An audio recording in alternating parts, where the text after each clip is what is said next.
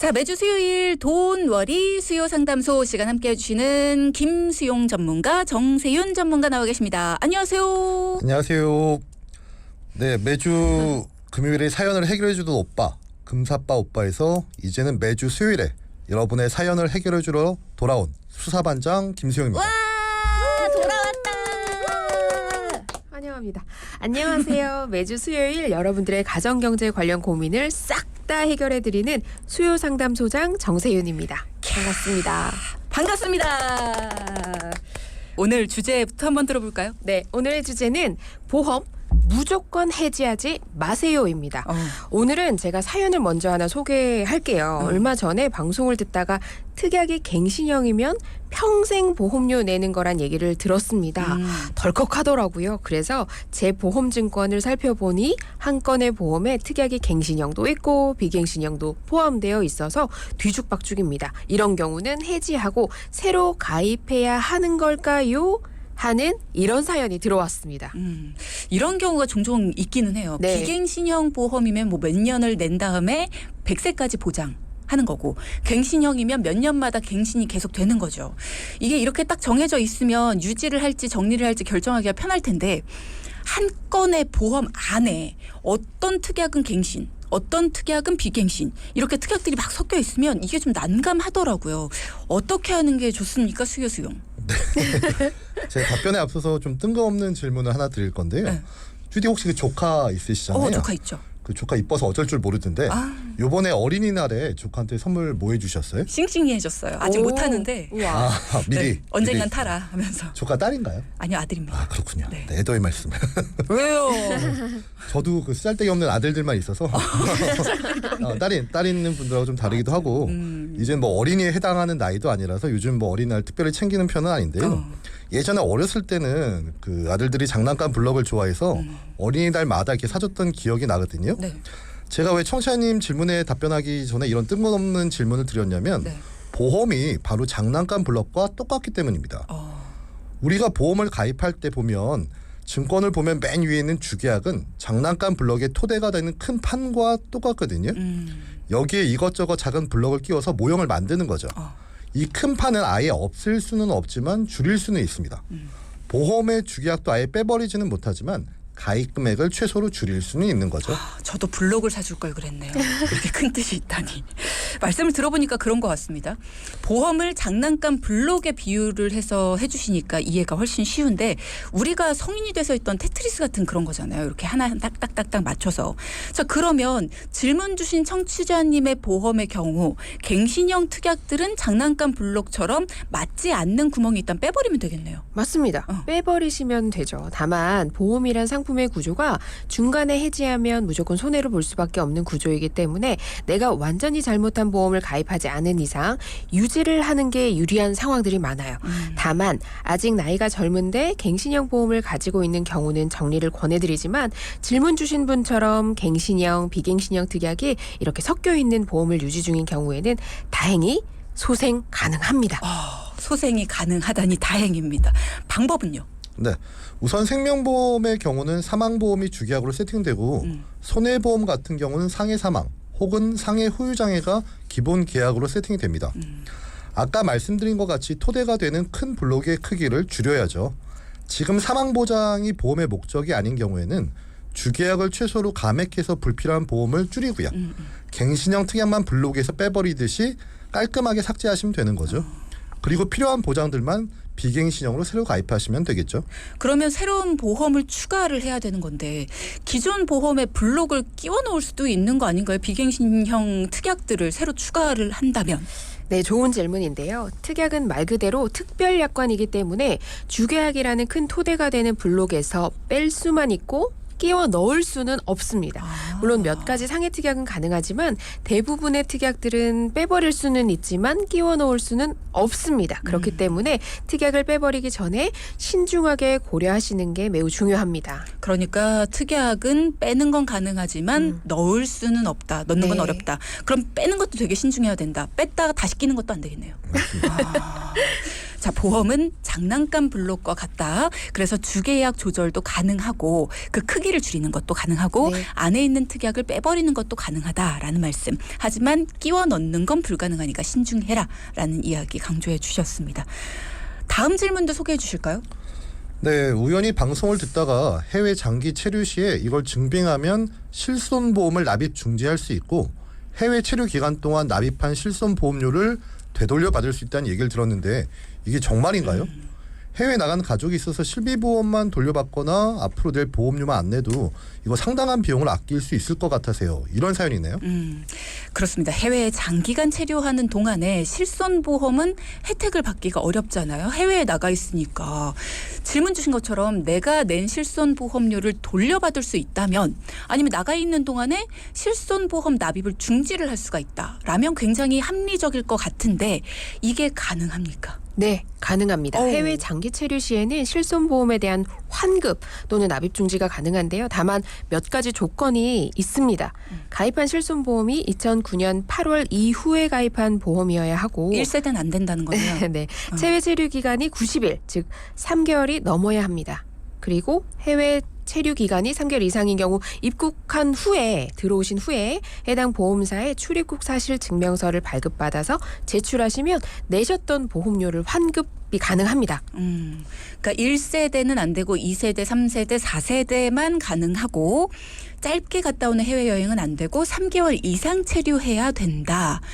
그러면 출입국 사실 증명서라는 거는 어떻게 발급을 받아야 됩니까? 이거 굉장히 복잡할 것 같다는 생각이 들어서요. 네. 그렇지는 않습니다. 아, 그래요? 요즘에 대한민국 전자정부 시스템이 굉장히 잘 돼 있죠. 입국한 뒤에 전자정부 민원 24시 홈페이지에서 무료로 이거 발급받으실 수 있고요. 네. 그게 여의치 않은 경우에는 동네 주민센터에서 2,000원의 수수료를 내고 발급이 가능하거든요. 발급 받으신 후에 해당 보험사에 콜센터로 전화하셔갖고 상담원의 안내대로 출입국 사실 증명서를 제출하고 나머지 프로세스를 진행하시면 되는 거죠. 그럼 장기간 해외 체류인 경우에 납입 중지는 어떻게 시킬 수가 있어요? 네, 3, 4개월 정도 해외여행 혹은 어학연수 다녀오는 이런 경우에 아까처럼 환급을 받으시면 되는데요. 1년 혹은 그 이상 해외에 체류하시는 경우에는 미리 납입 중지를 신청하실 수도 있습니다. 다만 여기서도 단서가 좀 붙는데요. 실손보험 납입 중지를 하려면 해외 체류자 보험 혹은 해외 여행자 보험을 90일 이상 가입한 분에 한해서 해당이 됩니다. 쉽게 말씀드리면 국내에서도 회사에서 단체 실손보험을 가입한 분은 개인 실손보험 납입 중지가 가능하잖아요. 그죠? 네, 그래서 아무래도 실손보험이 중복 보상이 안 되기 때문에 장기 해외 체류 경우에도 마찬가지인 경우겠죠. 정리를 해보자면 해외에 장기 체류를 한 경우 90일 이상 체류를 했다면 귀국을 한 후에 출입국 사실 증명서 나 90일 이상 바깥에 있었어요 라는 걸 증명하면 환급을 받을 수 있다라는 거고요. 네. 그 전에 내가 몇 년간의 유학이나 해외 체류를 할 거예요 라고 나가는 경우에 나가기 전에 미리 납입 중지를 할 수도 있다라는 겁니다. 네, 맞습니다. 정리를 잘 해주셨는데요. 다만 이거 납입 중지 시에 유의할 점이 있는데요. 납입 중지가 가능한 기간은 해외 체류자 보험 혹은 해외 여행자 보험의 보장 기간이 종료될 때까지만이거든요.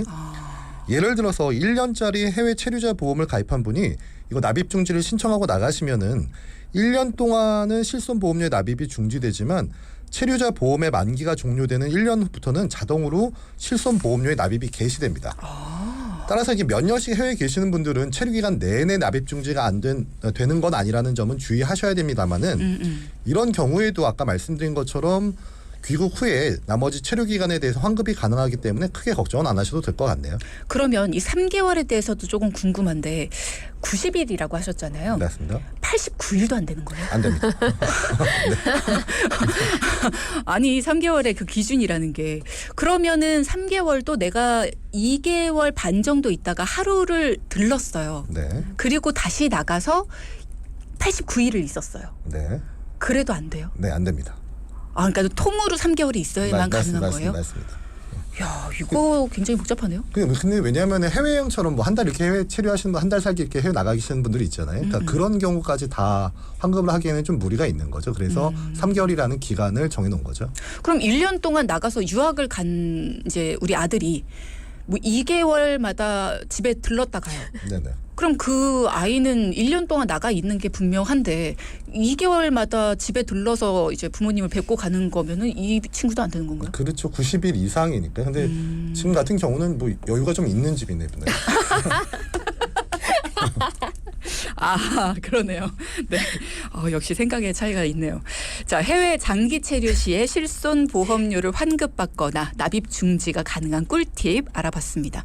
갱신형 보험이라는 것, 가입 당시는 또 보험료가 저렴하지만 계속해서 보험료가 오르면서 평생을 납입하셔야 하니까 장난감 블록처럼 빼버릴 수 있다는 점, 이것도 꼭 체크를 해보셔라라는 이야기도 해주셨어요.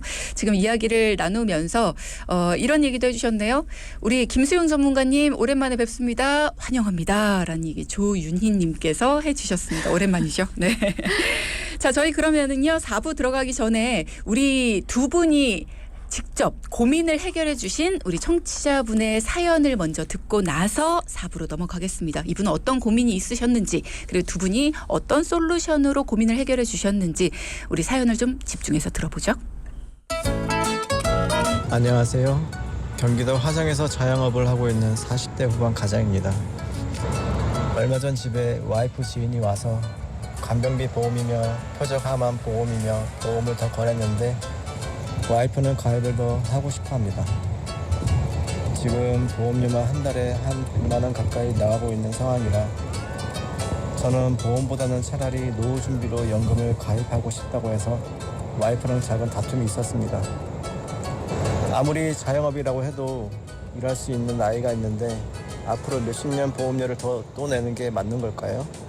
아내는 나중에 소득이 없을 때 대비해서 보험을 더 가입하자고 하고 제 입장에서는 퇴직금도 없는 자영업이니 노후 준비를 지금이라도 시작하자고 이야기를 하는데 도대체 누구 말이 맞는지 판단 좀 부탁드립니다. 설마 이 일 때문에 싸우신 건 아니겠죠? 보니까 남편분의 말도 맞고요. 아내분의 말도 당연히 일리가 있고요. 누구 말이 맞다라고 편들어주기도 참 힘든 것 같은데 실제로 사연을 이렇게 말씀해 주시는 분들 얘기를 들어보면 이렇게 부부간의 의견이 좀 충돌이 있으신 분들 많으실 것 같다는 생각도 들어요. 실제로 만나보시니까 어땠나요? 네, 앞서 들으셨듯이 현재 경기도 화성에 거주하고 자영업을 하시는 40대 후반 남성분이 사연을 주신 건데요. 네. 한동안은 코로나 때문에 힘들고 요즘은 원자재 비용이며 인건비며 이게 너무 비용이 올랐잖아요. 그래서 사업체 운영도 만만치 않다고 하셨어요. 그래서 현재 노후 준비가 안 되어 있는 상황이었는데 언젠가는 준비해야지 생각만 하시다가 막상 노후 준비를 하려고 해도 어떻게 해야 할지 시작을 잘 모르겠다 하셨고요. 보장성 보험료로 90만 원 넘게 납입하고 계셔서 도저히 저축할 여력이 되지 않다 보니 스트레스까지 심하셨다고 하시더라고요. 그러다가 저희 방송 듣고서 이제 더 이상은 안 되겠다. 노후 준비를 위해서 뭔가 행동으로 나서야겠다는 생각을 하시고선 상담 신청을 해주셨던 분이셨습니다. 이런 경우가 참 많죠. 우리가 네. 방송을 이렇게 듣다 보면은 나랑 비슷하다라는 생각을 하게 됩니다. 뭐 나랑 나이대가 뭐 비슷하든 아니면 다르든 어쨌든 우리 집도 저런 비슷한 고민을 안고 있는데 혹은 우리 집도 저렇게 많은 보험료를 내고 있는데 저축할 여력이 없는데 뭐 이런 생각들을 하시는 분들이 있으실 거예요. 사연 주신 청취자님도 굉장히 답답한 상황이셨을 것 같거든요. 근데 오늘 사례를 보면 노후 준비를 원하는 남편분과 나중에 우리가 병원에 갔을 때 의료비가 없어서 돈을 크게 써야 되는 경우가 생기면 어떡해 라는 걱정을 하는 아내분 의견 둘 다 맞는 얘기인 것 같긴 하거든요. 김수영 전문가님. 네, 오늘 이 상담 사례가 저희가 상담할 때 꼭 말씀을 드리는 두 가지 위험에 관한 사례거든요. 사실 우리가 보험을 가입할 때는 대부분 사망보다는 주로 살아생전의 혜택을 받기 위해서 가입하는 경우가 많죠. 많은 분들이 그런 보장성 보험에 대해서는 되게 신경을 많이 쓰시지만 반대로 우리가 너무 오래 살 위험에 대해서는 생각보다 걱정을 많이 안 하시거든요. 네. 그러다 보니까 노후 준비를 제대로 못한 부분도 많기 때문에 이 두 가지의 위험성에 대해서 어떻게 준비를 하셔야 하는지 이 실제 상담 사례를 통해서 말씀을 드리도록 하겠습니다. 네, 맞습니다. 많은 분들이 살아생전의 어떤 질병에 대한 위험성을 위해서 보험을 가입하고 또 생각을 하시지만 말씀하신 것처럼 우리가 오래 살 위험 이걸 위험하다고 표현하니까 좀 그렇긴 한데 이 노후에 대해서 누구나 다 나이 먹고 늙게 되잖아요. 근데 네. 그 노후의 삶에 대해서는 사실 생각을 너무 안 하는 것 같다는 생각이 들긴 합니다. 맞아요. 보통 보험에 대해서 혜택을 받으신 분이나 주변 지인분들이 치료비가 많이 드는 경우를 보신 분들은 보험의 필요성을 절실히 느끼실 텐데요. 반대로 보험에 대해서 필요성을 느끼지 못하시는 분들도 계십니다. 하지만 우리가 살면서 혹시 모를 질병에 대해 불안하기 때문에 보험은 대부분 많이들 가입을 하시죠.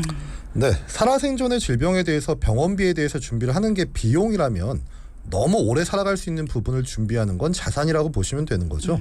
같은 보험이어도 지출과 자산이 나뉜다는 얘기입니다. 우리가 보험은 확률이고 지출이다 이 말씀을 항상 강조해서 드리잖아요. 그렇죠. 보장에 대한 부분은 우리가 아플 수도 있지만 반대로 안 아프실 수도 있어요. 암은 3명 중에 1명 발병해서 확률이 높으니까 몇 억씩 갖고 하시는 분들이 있는데 반대로 얘기하면 3명 중에 2명은 발병하시지 않는 거죠. 우리가 쉽게 말해서 그러면은 우리의 노후는 어떨까요? 확률로만 본다면 노후는 100% 확률이거든요. 누구나 노후는 반드시 오니까요. 네. 뭔가 우리가 항상 고민하는 거죠. 은퇴 이후에 소득이 없는데 그때까지 우리가 질병에 대한 보험비를 내고 있으면 어떡하냐, 보험료를 내고 있으면 어떡하냐, 그때 너무 부담되지 않겠냐라고 하면서 노후 준비를 하자라고 말씀하시는 남편과 그래도 그때 가서 큰 돈 들면 어떡하냐, 우리가 아팠을 때 큰 돈 들 수도 있잖아, 그러니까 보험을 좀 더 준비하자라고 말씀하시는 아내분과 자, 그렇게 해서 어느 말이 더 맞아요? 라고 하며 사연을 주신 분의 이야기였는데요. 앞서 두 분의 이야기는 이런 거였습니다. 보장에 대한 부분을 확률로 본다면 아플 수도 있고 안 아플 수도 있지만 나이가 드는 건 무조건이다. 그렇기 때문에 노후에 대해서도 준비가 부족하다면 반드시 해야 된다라는 말씀을 두 분이 주셨습니다. 그리고 이분들은 이 건강에 대한 보장이 안 되어 있는 게 아니라 지금도 현재 보장성 보험료를 90만 원 넘게 납입을 하고 계시죠. 여유가 너무 부족한 상황이었거든요. 자, 어떤 상황인지 좀 들어보겠습니다. 뭘 가입하셨길래 90만 원을 넘게 내고 계십니까? 네, 청취자님 가정의 경우에는 4인 가족이 월 약 98만 원의 보험료를 납입하고 계셨습니다. 아무래도 노후 준비를 하기가 상당히 버거웠던 이유가 이 보험료의 영향이 컸다고 할 수 있는데요. 사실 우리가 지출을 줄이는 데 있어서 생활비나 교육비, 고정 지출 비용을 줄여가기는 쉽지 않고요. 지출을 줄일 수 있는 가장 좋은 방법 중에 하나가 바로 이 보험료를 절감시키는 겁니다. 네, 저희가 점검을 해보니까 지금도 보험료에 대한 부담이 큰데 총 14건의 보험 중에서 8건이나 갱신형으로 되어 있어서 앞으로가 이거 더 문제인 상황인 거죠. 만약에 경제적인 은퇴 시기는 점점 다가오는데 보험료 지출은 점점 많아지고 정작 60대, 70대에 보험이 필요한 시기에 보험료가 너무 많이 올라서 이걸 유지할 수가 없다면, 그래서 울며 겨자 먹기로 그때 해지를 할 수밖에 없다면 지금껏 힘들게 납입하는 의미가 없어지겠죠. 그렇죠. 아니면 이거 연금 받아서 보험료만 내다 끝나는 상황이 오는 겁니다. 그거 너무 무서운 얘기네요. 사연자분의 경우 안 그래도 보험료가 너무 높은데 거기다가 갱신형으로 되어 있다. 상당히 문제가 심각한 상황입니다. 워낙에 보험료를 많이 납입을 하고 있다 보니까 노후에 대한 준비도 못하게 되고 거기에 보험료는 더 오를 일만 남아 있습니다. 스트레스를 받으실 만하네요. 가족 구성원들은 어떻게 납입을 하고 있는지 좀 자세하게 살펴봤으면 좋겠어요. 네, 사연자님 같은 경우는 총 7건 46만 원 정도 납입 중이셨고 거기서 3건이 갱신형이었습니다. 그리고 배우자님 같은 경우에는 총 4건에 23만 원 정도 납입 중이셨고요. 거기에 3건이 갱신형이었어요. 그리고 아들, 딸 똑같이 종신보험 하나씩 들고 있었는데 각각 19만 원, 10만 원 갱신형으로 자녀 총 29만 원 정도 납입을 하고 있어서 가족 전체 98만 원을 납입하고 계셨어요. 앞으로 총 납입해야 하는 보험료가 약 5억 1천만 원. 거의 뭐 작은 평수 집값이죠. 너무 많은 돈을 지출하고 있는 상황이었어요. 정말 심각합니다. 아니 이게 서울이 아니라 경기도 쪽으로 내려오면 5억 1천만 원이면 큰 평수도 살 수 있어요. 네, 맞아요. 네. 와, 진짜 심각하네요. 네, 우선 남편분이 가입 중인 보험부터 살펴보면요. 7건에 46만 원 정도를 혼자서 납입 중이신데 네. 앞으로 이게 갱신형인 걸 감안하면 2억 7천만 원이나 보험료를 더 내셔야 되거든요. 암 진단비는 뭐 3천만 원 나쁘지 않다고 할 수 있지만 그중에 암 2천만 원은 갱신형으로 가입이 되어 있었고요. 2대 진단금인 뇌와 심장질환 진단비는 뇌졸중 그리고 뇌출혈로 보장 범위가 협소하게 2천만 원, 급성심근경색 진단비도 2천만 원으로 납입 보험료 대비 보장 범위에도 문제가 좀 심각한 상태였죠. 어떻게 조정을 해드렸나요? 두 분이 좀 도와주셨어야 될 것 같은데요. 그럼요. 그래서 뇌혈관 질환 진단비, 심혈관 질환 진단비로 가장 넓게 비갱신형으로 준비를 도와드렸고요. 종신보험으로 지출도 많이 발생하고 있었기 때문에 조정해서 22만 원 정도로 기존에 46만 원 정도 납입하고 계셨던 부분을 24만 원 정도로 절감시켜 드렸는데요. 지금부터 보험을 시작하더라도 총 납입 보험료를 8천만 원이나 절감시켜 드린 셈이고요. 그만큼 불필요하게 보험료로 세고 있던 부분이 그동안 많았던 거죠. 이런 부분에서 우리가 만약에 여유가 없다라고 하면 보험을 좀 들여다볼 필요가 있다라는 생각이 들어요. 네. 많은 분들이 질문하시는 거고요. 지금도 7809님께서 질문을 주셨는데 앞서 여자 전문가님께서 그러니까 정세윤 전문가님께서 하신 말씀에 대해서 좀 의문이 생기셨나 봐요. 보험료를 절감시키는 게 중요한 거. 지출을 줄일 수 있는 방법 중에 하나가 보험료를 절감시키는 거라고 하는데 왜 그런가요? 라는 질문을 주셨거든요. 이 부분에 대해서 조금 더 강조해 주시면 좋을 것 같아요. 네, 의외로 상담을 진행해 보면 많은 보험료를 내고 있지만 내는 돈에 비해서 보장이 많지 않은 경우들이 있어요. 그렇게 많이 내지 않아도 동일한 혹은 더 많은 보장을 받을 수 있는 경우들이 실제로 많거든요. 네. 그리고 2중, 3중으로 보험료 지출을 하는 과정에서 가계 지출 비용은 많아지지만 굳이 그렇게 안 하셔도 되는 상황이라면 보험료 총계를 많이 줄이실 수 있는 절약이 가능한 부분들이 많아요. 그러면 아낀 부분으로 저축도 할 수 있고 그렇죠. 그리고 생활비도 조금 더 여유롭게 쓰실 수 있는 부분이 확보되니까 상담을 받으시는 게 중요한 것 같아요. 네. 네. 그리고 그 여유로 네. 우리가 오늘 강조하고 있던 노후 대비라는 그렇죠. 부분도 분명히 필요합니다. 그 부분을 우리가 다 못하고 있는 이유가 나는 여유가 없어 이거거든요. 그 여유를 마련하는 게 전문가들이 도와드릴 수 있는 부분이라는 거. 네. 자, 그러면 방금 전에 말씀 주셨던 것처럼 이 남편분 같은 경우에는 조정을 해서 22만 원으로 그러니까 기존보다 반 이상을 줄여드렸어요. 24만 원 정도를 절감을 시켜주셨는데 아내분이랑 자녀분들도 좀 볼까요? 네, 아내분은 총 4건에 23만 원 정도 납입을 하고 있었고요. 그중 3건이 또 갱신형.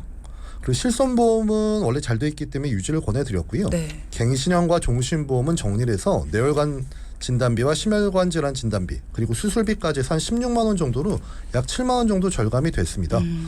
그리고 자녀분들은 보험료도 보험료지만 지금 갱신형 보험이라는 게 제일 큰 문제죠. 왜냐하면 부부에 비해서 엄마나 아빠에 비해서 앞으로 보험을 활용해야 할 기간이 많이 남아 있잖아요. 네. 많은 기간 동안 이걸 계속 납입해야 되는 이런 상황인 게 문제인 거죠. 거기가 종신보험이었어요. 그렇죠. 중요한 건 아직 미혼인 자녀들에게 종신보험이 지금 당장 꼭 필요한 보험은 아니겠죠. 과감하게 정리를 하고 보장의 범위는 가장 넓은 건강보험으로 각각 9만 원과 8만 원으로 변경해서요. 29만 원 정도 납입하고 있었던 부분을 약 17만 원으로 그러니까 약 12만 원 정도는 절약을 했습니다.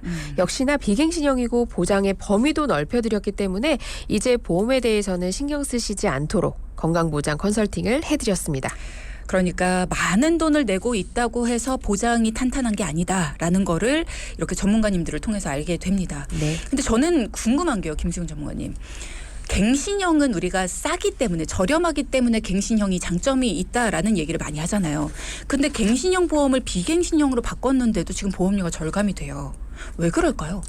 왜냐하면 갱신형은 처음에는 싸지만 그동안 이걸 오래 납입했다면 그동안 뭐 5년 갱신이나 이런 경우에는 계속 보험료가 올랐을 거잖아요. 그런 경우들도 있고요. 네. 그리고 아니면 뭐 갱신형 보험에 뭐 적립보험료를 넣는 경우들도 있고요. 그러니까 여러 가지 이유들이 있는데 그러니까 갱신형 보험은 무조건 나쁘다 이건 아니죠. 근데 말씀을 드리면 아까 자녀분들처럼 나이가 만약에 자녀분들이 뭐 지금 20대라면은 갱신형이라면은 80년을 보험료를 내야 되는 거거든요. 그렇죠. 그리고 만약에 5만 원짜리 갱신형 보험을 가입했더라도 나중에는 10만 원, 15만 원 계속 올라가고 그걸 평생 내는 거니까 자녀분들 같은 경우는 반드시 비갱신으로 가입하시는 게 좋고요. 근데 만약에 지금 사연을 뭐 주셨던 분들이 뭐 65세나 70대 때 뭐 보험 상담을 하시는 분들도 있거든요. 그런 분들은 물론 그때 보험료 너무 비싸기 때문에 20년 갱신 뭐 이런 식으로 해서 갱신을 안 하시면 되거든요. 그런 경우에는 갱신형이 유리할 수도 있는 거죠. 그렇죠. 갱신형 갱신형이 무조건 나쁜 게 아니라 상황을 봤을 때 이 사람은 갱신형보단 비갱신형이 훨씬 더 이득인데 왜 갱신형을 들었을까라는 의문이 들 때가 있다라는 거예요. 그런 부분은 정리가 필요하다. 정리정돈이 좀 필요하다라는 겁니다. 자, 그런 분들의 상담을 도와드렸고 그렇게 하다 보니까 지금 정리가 됐습니다. 네. 자, 그러면 앞서 이 사연을 주신 분, 그러니까 남편분, 노후 대비를 해야 되는데 우리가 여유가 없어요라고 하신 분이 사연자분이었거든요. 자, 그럼 보험료를 어느 정도 조정을 해서 지금 여유가 생겼어요. 그러면 노후 대비도 도와주셨겠죠? 그럼요. 네. 사연자분 4인 가족 월 98만 원의 보험을 잘 되어 있는 것은 유지하고 불필요하거나 중복되어 있는 건 정리해서 비갱신형으로 만들어 드리고 보장은 업그레이드 되었는데도 전체 보험료는 57만 원으로 조정이 됐고요. 저축 여력 41만 원 정도 발생했는데요. 이 재원으로는 노후를 위한 연금 컨설팅을 도와드렸습니다. 지금 보험을 더 가입을 하려다가 남편분의 반대에 부딪히신 거잖아요. 네. 근데 필요한 것들 꽉꽉 채웠는데 지금 41만 원으로 다 된 거예요. 기존에도 98만 원을 내고 계셨는데 더 가입하려다가 아니야 이러고 멈춰 했는데 41만 원으로 다 된 겁니다. 그러니까 이게 두 분이 싸우실 게 아니라 전문가 얘기 들어보자 해서 전문가를 모신 게 이 두 분에게는 너무나 다행스러운 일이 된 겁니다. 정말 많은 이 여유가 생겼습니다. 이걸로 노후 대비를 어떻게 해주셨나가 궁금해요. 41만 원. 네, 현재 과도한 보험료 때문에 연금을 하나도 준비할 수 없었던 부분에 대해서 네. 보험료로 지금 41만 원의 재원이 생겼잖아요. 네. 요게 한 19만 원 정도 저축 여력을 더 하실 수 있다고 해서 매월 60만 원의 연금을 준비하기로 하셨거든요. 은퇴 시점이 오래 남은 건 아니니까 한 10년 정도만 납입하고 65세부터 평생 56만 4천 원의 연금을 받으실 수 있도록 컨설팅을 해드렸는데요.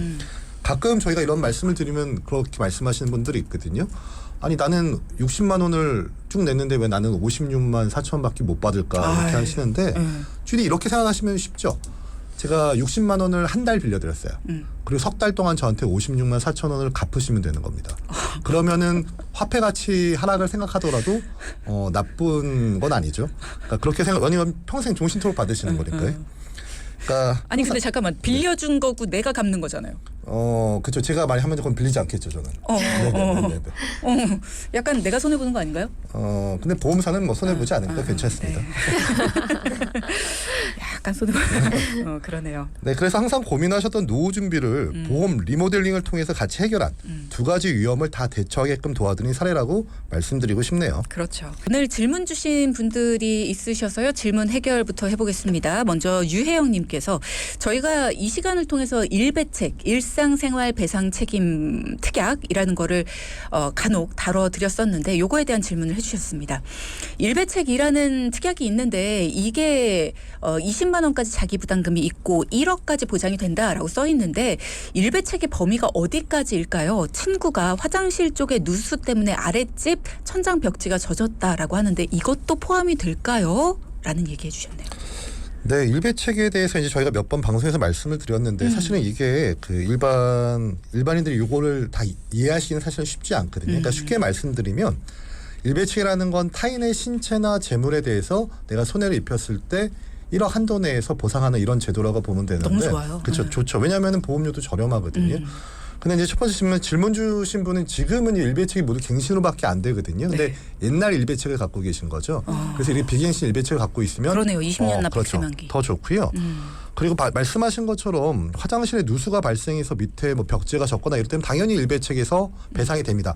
다만 주의하셔야 될 점은 일배책 증권에 표기된 주소지가 소재지가 본인으로 되어 있어야 되는 거죠. 아, 지금 이 주소로. 맞습니다. 그래야지 가능한 거고 그리고 하나 더 팁을 드리면 대부분 남에게 내가 피해를 줬으니까 배상이 된다. 그리고 20만 원 하고 제외하고 된다라고 생각을 하시는데 이게 손해 방지 비용이라는 게 있거든요. 무슨 얘기냐면 우리 집 화장실에서 누수가 발생해서 밑에 집에 피해를 줘서 보험사에서 뭐 몇백만 원을 배상을 해줬어요, 일배책으로. 네. 근데 우리 집 고치는 거는 일배책에 해당이 안 되죠. 하지만 또 이게 누수가 발생하면 밑에 집에 또 보험사가 배상을 해줘야 되잖아요. 네. 그래서 손해 방지 비용이라고 해서 그걸 청구하시면 내가 들었던 견적의 최대 50%까지는 배상을 받으실 수 있는 방법이 있는 거죠. 일배책 특약을 맞습니다. 통해서. 일배책이 포함이 되어 있습니다. 그 부분을 모르시는 경우도 있으니까 네. 난 남만 무조건 남만 피해 주는 거. 원래 취지는 그게 맞는데 손해 방지 비용은 내가 또 남에게 피해를 입힐 수 있으니 그걸 방지하는 비용을 보조하겠다는 개념이 있거든요. 그러니까 그런 것들 한번 확인해 보시면 좋을 것 같아요. 그러면 아랫집이 새로 벽지를 칠하고 뭐 화장실 앞에 천장 벽지가 젖었다고 하니까 벽지를 새로 칠하는 거 그리고 누수 방지하는 그런 뭐 페인트 같은 거 칠하는 거 뭐 이런 모든 비용 벽 뜯어내는 거 그런 것들이 다 포함된 금액 밑에 집에 20만 원을 제외하고는 다 주는 거죠. 맞습니다. 근데 언제 보험사에 따라서 가입한 연도에 다르지만 그런 뭐 누수인 경우에는 자기 부담금이 50만 원인 경우도 있고요. 그건 한번 확인해 보시는 게 좋을 것 같습니다. 그렇군요. 간혹 가다가 이 일상생활 배상 책임 특약이라는 게 종합보험에 특약으로 들어가 있는 경우도 있고요.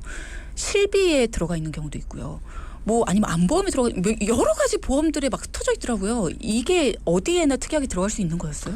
맞습니다. 대부분의 경우에 이제 종합보험의 일배책 특약이 아까 말씀드렸던 것처럼 이건 작은 블럭인 거죠. 큰 토대만 있으면 꽂아 넣을 수 있는 건데 대부분 이제 운전자 보험에 넣으시는 경우들도 많고요. 네. 근데 이제 일배책 같은 경우는 아무래도 장기간 갖고 가시는 게 좋기 때문에 뭐 20년 만기로 끝나는 운전자 보험보다는 100세 만기로 되는 이런 보험에다 넣으시는 게 좋겠죠. 어쨌든 내가 가지고 있다면 너무나 유용한 특약이 될 수 있습니다. 혹시 나도 남에게 피해를 끼쳤던 만약에 핸드폰을 뭐 파손시켰다 이런 것도 좋습니다. 그런 어떤 뭐 남의 차에 찌그러뜨렸다 뭐 이런 것도 좋아요. 그런 것들 모든 게 다 좋아요. 이런 것들이 다 보상이 될 수 있다라고 하니까 혹시라도 내 돈으로 그냥 보상을 했던 경험이 있다라고 하신다면 이런 것들도 다 도움 요청하시기 바랍니다.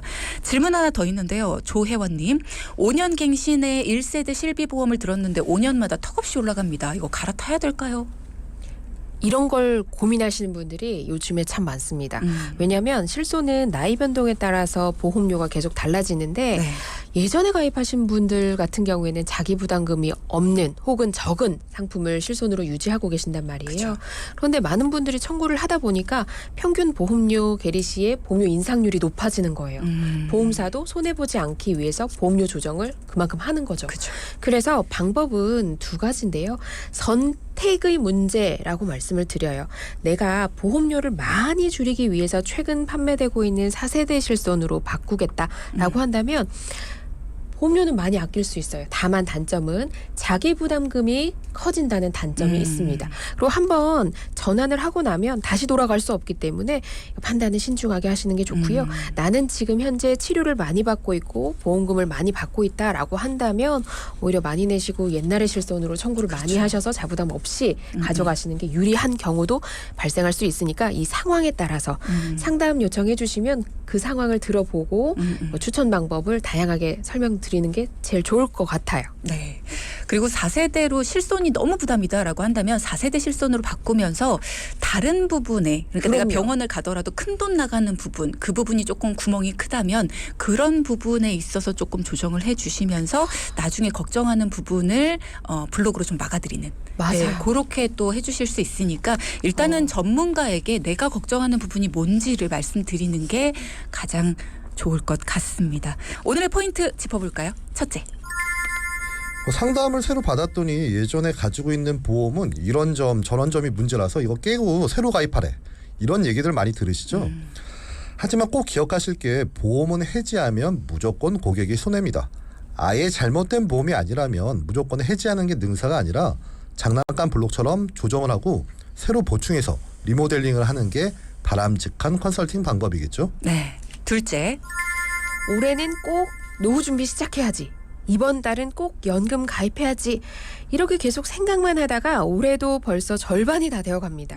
어려운 경기에 너무 무리하게 노후 준비 시작하시지 마시고 보험 점검을 우선 받아보세요. 불필요하고 중복된 보험을 조정하고 탄탄히 하면서도 숨겨져 있는 노후 준비 자금을 찾아낼 수 있습니다. 네. 오늘은 우리 셋이 같이 인사를 하겠습니다. 마무리 말씀 먼저 드릴게요. 방송 중에 상담해드리는 내용은요. 청취자 여러분의 올바른 투자 판단을 위해 참고로 드리는 말씀입니다. 금융상품 가입이나 해지 같은 판단은요. 스스로의 책임으로 결정하셔야 한다는 점 꼭 기억하시기 바랍니다.